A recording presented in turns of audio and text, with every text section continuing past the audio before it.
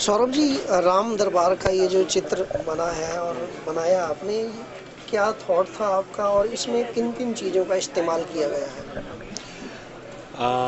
राम दरबार का जो डिपिक्शन है इंडियन आर्ट में और माइथोलॉजी से रिलेटेड, वो इससे आता है कि जब राम जी वनवास से 14 साल के बाद वापस आए और उनका राज तिलक हुआ, तो वो सबसे खुशी का टाइम माना जाता है राम जी के पूरे लाइफ में। क्योंकि उसके पहले तो वो वन में रहे और 14 साल उन्होंने काफ़ी कठिनाई में निकाले, और पूरे अयोध्या में सेलिब्रेशंस हुए और उनका राज तिलक हुआ।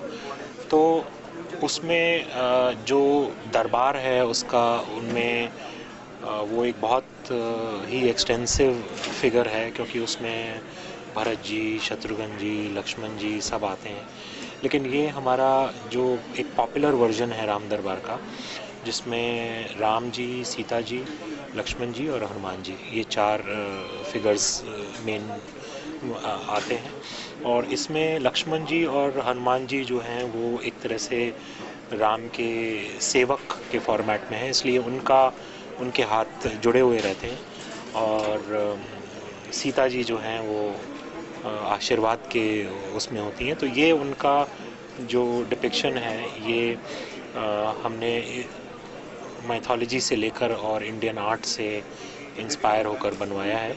काफ़ी पुराना ये डिपिक्शन है, अगेन सदियों से चला आ रहा है, और आपको टेम्पल्स में और जो वहाँ पर ये डिपिक्शन मिलेगा।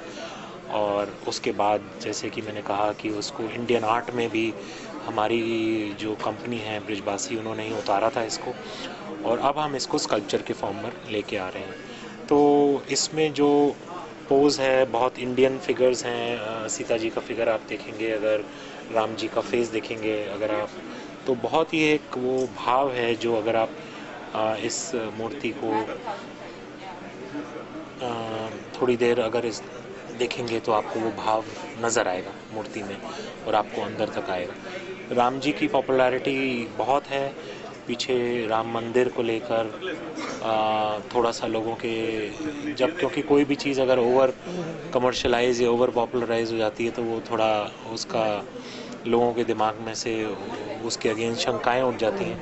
बट अब जो है राम भगवान का हमेशा से ही, और राम सीता जैसी जोड़ी और ये सब चीज़ें हम लोग रोज़ अपने घरों में यूज़ करते हैं कपल्स के लिए। तो राम और सीता जी जो हैं, और ये राम दरबार का जो पोज़ है, वो हमारी लाइफ्स का एक बहुत इम्पॉर्टेंट पार्ट है, क्योंकि हम सब इसी कल्चर से पैदा हुए हैं और ये हमारे अंदर तक खून में बसा हुआ है। ये जो इनका एक डिपिक्शन है राम सीता का, और ये हमेशा खुशी से जोड़ा जाता है दिवाली के टाइम पर। क्योंकि दिवाली इसलिए मनाई गई थी क्योंकि राम जी और सीता जी वनवास से वापस आए थे। तो एक खुशहाल घर, और ये एक डिपिक्शन की बड़ी से बड़ी प्रॉब्लम से भी आदमी निकल कर और अपनी ज़िंदगी को दोबारा से ठहराव और दोबारा से एक खुशियाँ ला सकता है। ये उस चीज़ का एक डिपिक्शन है। इसका क्या प्राइस है? जी, राम दरबार का एक्चुअली ये पहला पीस है, और this is the only piece I have. मेरे पास इसका दूसरा पीस नहीं है, क्योंकि अभी इस पीस का प्रोडक्शन शुरू नहीं हुआ है। ये अभी पहला सैम्पल पीस है जो कि हम लोग इस एग्ज़िबिशन में इसको डिस्प्ले कर रहे हैं। और तो अभी वैसे तो ये प्राइसलेस है, लेकिन अभी हमने इसका प्राइस तय नहीं किया है, और ये सिर्फ देखने के बाद, क्योंकि एक इंडियन माइथोलॉजी में जो फिगर्स हैं उसमें हर एक की भावनाओं को ध्यान में रखना पड़ता है।